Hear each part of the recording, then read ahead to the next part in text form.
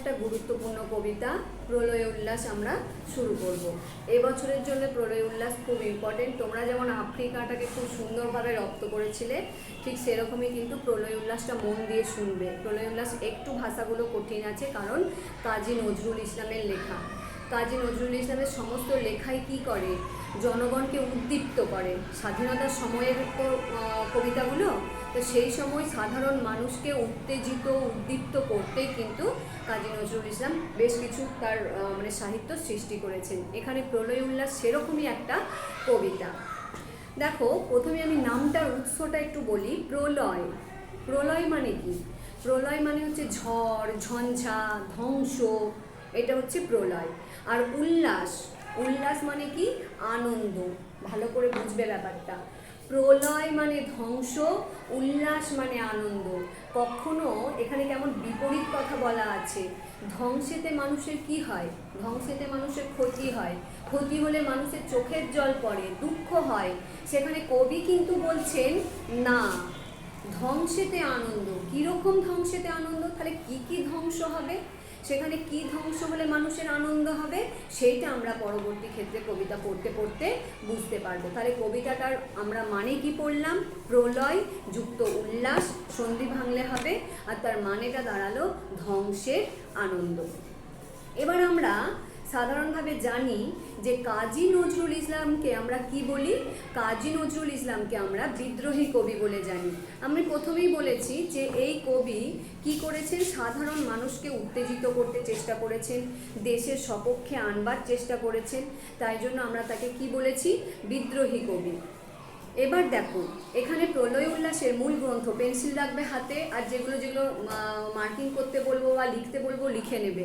তাহলে এখানে প্রলয় উল্লাস যে কবিতাটা নেওয়া হয়েছে, এর মূল কাব্যগ্রন্থের নাম কি? লিখে নাও, অগ্নিবীণা। অগ্নিবীণা কিন্তু বয়ে দীর্ঘই দেবে। তাহলে এখানে মূল কাব্যগ্রন্থের নাম হলো অগ্নিবীণা। এবার এই কবিতাটা কোন সময় লেখা হচ্ছে? 1922 সাল। 1922 সাল মানে তোমরা যদি ইতিহাসের দিকে তাকাও, ইতিহাসে 1922-এ কী হচ্ছে? অসহযোগ আন্দোলন হচ্ছে, এবং 1922-এ চৌরি চৌরা ঘটনা, অসহযোগ আন্দোলন প্রত্যাহার করে নেয়া। তার মানে কি? সেই সময় একটা বিরাট যুদ্ধের পরিস্থিতি তৈরি হয়ে গেছে। ইংরেজদের অত্যাচার সাধারণ মানুষ আর মুখ বুঝে মেনে নিচ্ছে না, প্রতিবাদের ভাষা পেয়ে গেছে। আর এই প্রতিবাদের কণ্ঠকে আরও জোরালো করবার জন্যই কবি এই কবিতাটা লিখেছেন। এখানে এই যে প্রলয় উল্লাস কবিতাতে সেই রকম একজন মানুষের জয়গান গাওয়া হয়েছে। আমরা যে কোনো ক্ষেত্রে স্টুডেন্টদেরকে গাইড করতে তাদের টিচার লাগে, কিংবা কোনো একজন মানুষকে সঠিক পথে চালনা করবার জন্য তার একজন গুরু লাগে। ঠিক সেরকম দেশের কাজ করবার জন্যও একজন নেতা লাগে। সেই রকম নেতা, যে নেতা মানুষকে সঠিক পথে পরিচালিত করবে, যে গাইডটা সঠিকভাবে দেবে। তাহলে এইখানে সেই রকম একজন মানুষের আগমন ঘটছে, যার কথা আমরা জানতে পারবো। এখানে কি কবি কি করেছেন? কবি কিন্তু সশস্ত্র আন্দোলনের কথা জয়গান গেয়েছেন। এই কবিতাতে দেখবে আমরা দেখতে পাবো সশস্ত্র আন্দোলন। গান্ধীজি কিন্তু সেই সময় সশস্ত্র আন্দোলনের মধ্যে ছিলেন না, গান্ধীজি তো অহিংসবাদী একজন নেতা, কিন্তু এখানে কবি কিন্তু সশস্ত্র আন্দোলনের জয়গান গেয়েছেন। আর পরাধীন ভারতবর্ষের যারা স্বাধীনতাকামী মানুষ, সেই স্বাধীনতাকামী মানুষদেরকে আরও জাগিয়ে তুলেছেন। দেখো কি বলছে, আমি প্রথমেই কবিতাতে যাচ্ছি। তোরা সব জয়ধ্বনি কর। তাহলে একটা কাব্যগ্রন্থের ভেতরের এই কবিতা, তোরা সব জয়ধ্বনি কর। তোরা মানে কি? সমগ্র দেশবাসীকে বোঝানো হয়েছে। সেই সমস্ত দেশবাসী যারা স্বাধীনতা প্রার্থী, যারা স্বাধীনতা কামনা করছে, যারা ইংরেজদের অত্যাচার আর মেনে নিতে পারছেন না, সেই সমস্ত মানুষদেরকে বলছেন কবি, তোরা সব জয়ধ্বনি কর। এখানে আরেকটা তোমরা লিখে রাখবে, 19 বার বলে। এই যে জয়ধ্বনি কর কথাটা আমাদের ছোট কোশ্চেন খুব আসে, যে জয়ধ্বনি কর কথাটা গোটা কবিতায় কতবার ব্যবহার করা হয়েছে? 19 বার। এটা লিখে রাখো। তোরা সব জয়ধ্বনি কর, তোরা সব জয়ধ্বনি কর। জয়ধ্বনি, আমরা যে কোনো মানুষ যখন আমাদের অতিথি হয়ে আসে, সে যদি স্পেশাল অতিথি হয়, আমরা তাকে কি করি? বরণ করি, বা তাকে আনন্দসূচক অভ্যর্থনা দিয়ে গ্রহণ করি। কখনো তাকে জড়িয়ে ধরি, তাকে দেখে আমাদের মুখ একদম হাসিতে ভরে যায়, তাকে দেখে আমাদের অভিব্যক্তিটাই অন্যরকম হয়ে যায়। তাই জন্য কবি বলছেন যে সবাই মিলে জয়ধ্বনি করে তাকে আহ্বান জানাও। তোরা সব জয়ধ্বনি কর, তোরা সব জয়ধ্বনি কর। ওই নূতনের কেতন ওরে কাল বৈশাখীর ঝড়। কেতন মানে লিখে নাও পতাকা, কেতন মানে হচ্ছে পতাকা। কাল বৈশাখীর ঝড় উঠেছে, ওই নতুন আসবে কাল। এখানের একটা কথা খুব ভালো শুনে নাও, পরবর্তীকালেও আমরা পাবো কাল বৈশাখী। কাল বৈশাখী ভূগোলে আমরা পড়েছি গ্রীষ্মকালে দুপুরবেলার পর থেকে বিকেলের দিকে একটা ঝড় বৃষ্টি সহ একটা বিরাট প্রাকৃতিক বিপর্যয়ের সৃষ্টি হয়, যেখানটাকে আমরা বলি কাল বৈশাখী। কাল বৈশাখী কি ভালো জিনিস আনে, গোটা গ্রীষ্মের যে সমস্ত সে দাবদাহ রুক্ষ শুষ্ক সমস্ত কিছু পুড়ে ছাই হয়ে গেছে, জ্বলে গেছে, মাঠ ফুটি ফাটা হয়ে গেছে, ও গাছেদের পাতা সব হলুদ বিবর্ণ হয়ে গেছে, সেই রকম পরিস্থিতিতে যখন কালবৈশাখীর মানে বৃষ্টিটা প্রথম ধরিত্রী মায়ের বুকে পড়ে, তখন প্রকৃতি কি হয়, তখন প্রকৃতি শান্ত হয়, তখন প্রকৃতি আবার জীবন ফিরে পায়। এই যে গ্রীষ্মে যে সে পুরো মরমর হয়ে গিয়েছিল, সে যে একদম শুষ্ক নীরস একদম রিক্ত নিঃস্ব হয়ে গিয়েছিল, এই কালবৈশাখীর বৃষ্টিতে সে কিন্তু আবার নতুন করে প্রাণ ফিরে পেল। তাই জন্যে কবি কিন্তু কালবৈশাখীর ঝড়কে নেগেটিভভাবে বর্ণনা করছেন না, তিনি কিন্তু ইতিবাচক দিক বলছেন যে কালবৈশাখীর ঝড় যেমন একটা সময়ের পরিবর্তন ঘটিয়ে নতুন সময়কে সূচিত করে, গ্রীষ্মের নিঃস্বরিক্ততাকে সরিয়ে দিয়ে প্রাণের আবেগ সঞ্চার করে, ঠিক সেরকমই আমাদের এই কালবৈশাখীর ঝড় উঠতে চলেছে দেশে, আসছে সেই ঝড়। তোরা সব জয়ধ্বনি কর, তোরা সব জয়ধ্বনি কর। আসছে এবার অনাগত প্রলয় নেশায় নিত্য পাগল। বলছে আসছে, ওই যে কালবৈশাখীর ঝড় আসছে, সে কেমন করে আসছে, অনাগত। এখানে তোমরা পেন্সিল দিয়ে লিখে রাখো, অনাগত কথার মানে হচ্ছে যে আগে কখনো আসেনি। আমাদের এরকম অনেক নেতা ব্যক্তি আছে, অনেক মানুষের মানে আবির্ভাব ঘটেছে, কিন্তু এই রকম মানুষের আবির্ভাব ঘটেনি যার হাত ধরে তোমরা এগিয়ে যাবে। সে এই অনাগত মানে সে প্রথমবার আসছে। আর প্রলয় নেশায় নৃত্য পাগল মানে সে প্রলয়ের নেশাতে পাগল হয়েই আসছে, সে উন্মত্ত।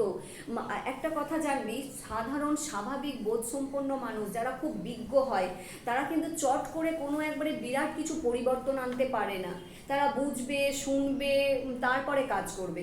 কিন্তু যারা উন্মত্ত হয়, যারা পাগল হয়, তারা কিন্তু দুমদাম কাজ করে ফেলে, তারা কিন্তু অতটা বিচার বিবেচনা করে না, সামনে এটা আছে আমাকে করতে হবে।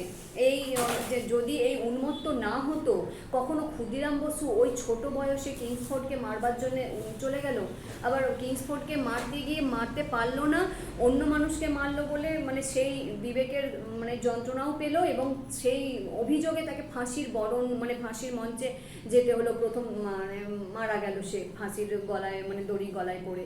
তাহলে এই যে এরা উন্মত্ত বলেই কিন্তু দেশের কাজ করতে আগিয়ে যায়, মা বাবা ভাই বোন স্ত্রী পরিজন সবার মানে মানে টান, সবার আকর্ষণ সব কিছুকে ছুঁড়ে ফেলে দিয়ে দেশের মাকে ভালো করবার জন্য, দেশের মায়ের স্বাধীনতা ফিরিয়ে আনবার জন্য তারা কি করে যায়, ছুটে যায়। তাহলে ওরা তো এক টাইপ অফ পাগলই।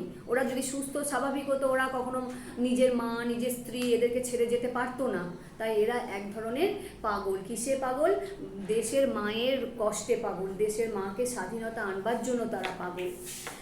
বলছে সিন্ধু পাড়ের সিংহ দ্বারে ধমক হেনে ভাঙলো আগল। এখানে সিন্ধু পাড়ের সিন্ধু দ্বার বলতে কি বলা হয়েছে জানিস? ব্রিটিশ সাম্রাজ্য শক্তি।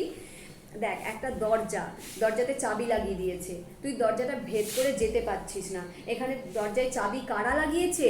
সাম্রাজ্যবাদী শক্তি আমাদেরই দেশে তারা চাবি লাগিয়েছে। আমাদেরই দেশে আমাদের কোনো অধিকার নেই, আমাদেরই দেশে আমরা তাদের কাছে পরাধীন, আমরা কোনো কিছু নিজেরা স্বাধীনভাবে করতে পারছি না। তাই জন্যই বলছে সেই সিংহদ্বার, সেই তারা যে চাবি দিয়ে রেখেছে সেই সিংহদ্বারকে কি করছে? এক ধমকে সেই দরজা ভেঙে দিচ্ছে। এইরকম তার শক্তি, সেই পাগল এইরকম শক্তি ধরে, তার একটা ধমকে সমস্ত আগল ভেঙে যাচ্ছে। মৃত্যু গহন অন্ধকূপে মহাকালের চণ্ডরূপে ধূম্র ধূপে বজ্রশিখার মশাল জেলে আসছে ভয়ঙ্কর। মৃত্যু গহন অন্ধকূপে, তার মানে কি মৃত্যু সবসময় কি অন্ধকার হয়? কারণ মৃত্যু তো আমাদের কাছ থেকে সব কিছু কেড়ে নেয়, মৃত্যু হচ্ছে যে মানুষের শেষ দশা। তাই জন্য এখানে বলছে মৃত্যুর মতো অন্ধকার কূপ থেকে। আর মহাকালের চণ্ডরূপ, মহাকালের চণ্ডরূপ মানে কখন ধারণ করেছিল বলতো? মহাকাল চণ্ডাল রূপটা যখন সেই সতী মা তার শরীরটাকে বিসর্জন দিয়েছিলেন তার মানে বাবার একটা অন্যায় প্রতিবাদ করতে। তার স্বামীর নামে মহারাজ দক্ষ কী করছিলেন, নানা রকম কটূক্তি করছিলেন শিবের নামে। সেই সব সহ্য করতে না পেরে তিনি কি করেছিলেন, তার দেহ বিসর্জন দিয়েছিলেন, অগ্নিকুণ্ডে তিনি মারা গেছিলেন। এবার সেই শরীরটাকে নিয়ে মহাদেব পাগল হয়ে গিয়ে কি করছিলেন, নৃত্য করে বেড়াচ্ছিলেন।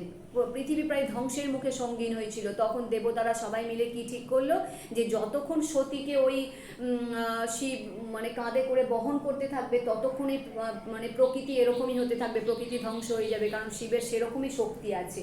তাই কি করলেন, সুদর্শন চক্র দিয়ে সতীর শরীরটাকে একটা একটা খণ্ড করে একটা একটা তীর্থস্থান তৈরি করলেন। আস্তে আস্তে শিব বাবা কী হলেন, ঠান্ডা হলেন। সেই শিব সেই সময় যেই চণ্ডাল রূপ ধারণ করেছিলেন, ধারণ করে যে প্রলয় নেশায় মেতে উঠেছিলেন, সেই রকম রূপ ধারণ করে সে আসছে।